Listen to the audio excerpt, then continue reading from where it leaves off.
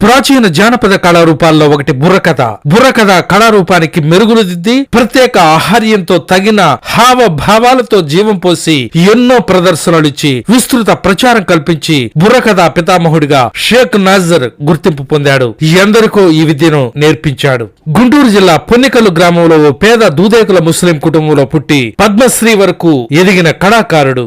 మరణించే వరకు కటిక పేదరికాన్ని అనుభవిస్తూ ఆ కళకు అంకితమైన వాడు. బళ్ళారి రాఘవ, పుచ్చలపల్లి సుందరయ్య వంటి ప్రముఖుల ప్రశంసలు పొందినవాడు. దేశ స్వాతంత్ర్యం కోసం నాజర్ 7 సార్లు జైలు జీవితాన్ని అనుభవించాడు. శ్రీకృష్ణ లీలలో దేవకి, శ్రీకృష్ణ తులాభారంలో రుక్మిణి, భక్త రామదాసులో చాందిని వంటి ఆడవేషాలు ధరించిన వాడు. పాదుకా పట్టాభిషేకంలో కైకేయి, ఖిల్జీ రాజ్యపతనంలో కమలారాణి పాత్రలు పోషించాడు. నాజర్ బొబ్బిలి యుద్ధం, అల్లూరి సీతారామరాజు, ప్రహ్లాద, క్రీస్తు, పల్నాటి యుద్ధం, బెంగాల్ కరువు వంటి వస్తు వైవిధ్యం గల కథలను చెప్పి రక్తిగట్టించారు.